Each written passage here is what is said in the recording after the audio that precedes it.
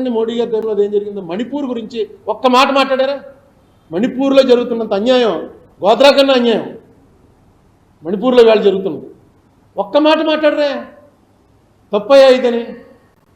వాళ్ళు ఏమన్నా క్రిస్టియన్స్ అని బయట దేశం నుంచి వచ్చారా? ఇక్కడ వాళ్ళే.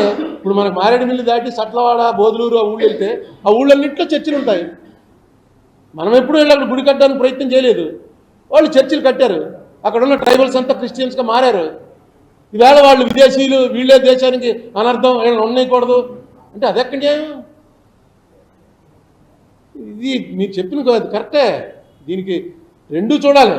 ఉగ్రవాదంలో కొత్తవాడు చేరడానికి భయపడాలి, ఆల్రెడీ చేరిన వాడు ఈ సమాజంలో నాకు స్థానం లేదురా అని ఫీల్ అవ్వాలి.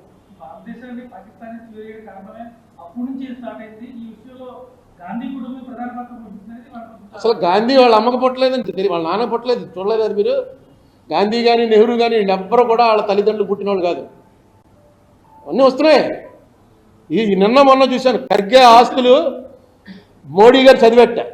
ఎక్కడ చదివాడో తెలీదు. పెద్దది బెంగళూరులో నీకు 200 ఎకరాలు, మైసూరు పక్కన మాండ్యాలో 120 ఎకరాలు, నీకు ఇన్ని కోట్లు ఎక్కడి నుంచి వచ్చాయి అని పెద్ద తిరుగుతుంది. మీరు ఎవరు చూడలేదా? చూశారు కదా. నిజంగా మోడీ గారికి అవన్నీ తెలుసుంటే కొట్టండి ఒక్కసారి. ఎంత ఇతను ఎఫిడవిట్ ఎంత కేసాడు? 20 కోట్లు కేసాడు. ఆ 20 కోట్లు ఎక్కడి నుంచి ఎప్పుడు వచ్చాయి? ఫస్ట్ ఎమ్మెల్యే అయినప్పుడు కొన్న 500 గజాలు ఈవేళ 5 కోట్లు అయింది. అన్నీ ఉన్నాయి అందులో. ఎప్పుడెప్పుడు కొన్నాడు, ఎలా పెరిగాయి రేట్లు. 20 కోట్లు ఉంది ఖర్గేకి. ఈయన మామూలుగా 20,000 కోట్లు ఆయనకు ఉన్నట్టుగా లెక్కలు చదివేస్తున్నట్టు ఎంత క్రియేట్ చేయడానికి ఒక సెల్ పెట్టారు. ఆ సెల్లో గాంధీ గారు, ఇంతకుముందు చెప్పానుగా, గాంధీ గారి తల్లిని, ఆ గాంధీ గారి తండ్రి డబ్బులు లేక ఎక్కడో అప్పు తీసుకుంటూ, కాబూలీ అప్పు, తల్లి అక్కడ వాళ్ళకి కష్టం అంట గుజరాత్లో, అడిగి అప్పు చెప్పాలట పెళ్ళాన్ని. ఎప్పుడైతే బాకీ తీరుస్తాడో అప్పుడు పెళ్ళాన్ని వెనక్కిస్తాడట. అలా వెళ్ళిందిట గాంధీ గారి తల్లి. వచ్చేటప్పుడు కడుపుతో వచ్చింది. ఇక అసలు రాయించేవాళ్ళు, రాసేవాళ్ళు దేవుడు. గాంధీ అంటే దేవుడు. ఇంతకన్నా బ్లాస్ఫమీ ఏముంటుంది? గాంధీ ఏమన్నా అడుక్కుతున్న వాళ్ళ కుటుంబంలో పుట్టాడా, లైట్ స్తంభం కింద చదువుకున్నాడా? అతను దివాన్ కొడుకు, ఇంగ్లాండ్ వెళ్ళి చదువుకున్నవాడు.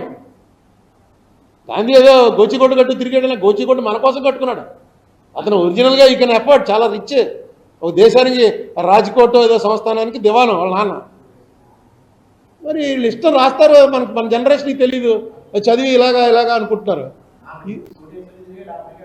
అవును, సుట్టేసుకునే ఇక్కడికి వచ్చి ఆ గాంధీ సినిమాలో క్లియర్గా చూపించారు కదా.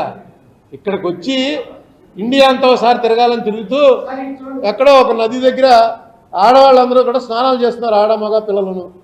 ఆయన అలా చూస్తూ నిలబడిపోయాడు. ఏంటంటే వాళ్ళు స్నానం చేసి బట్టలు కట్టుకున్నా సరే పూర్తి కవరేజ్ లేదు. ఏదో చిన్న తువ్వాలు కట్టుకునో, చిరిగిపోయిన చీర కట్టుకునో వెళ్తున్నారు. అది చూసి చాలా బాగా తీశాడు ఆ సీను. చూసి వెంటనే ఈయన బట్టలు తీసి ఆ నదిలోనే వదిలేస్తాడు. ఈరోజు ఆవేళ నుంచి ఈ దేశంలో వాళ్ళు ఎలా బతుకుతున్నారో నేను అలాగే బతుకుతాను అని చెప్పి ఆవేళ నుంచి ఆ కోచికొట్టే కట్టు తిరిగేవాడు.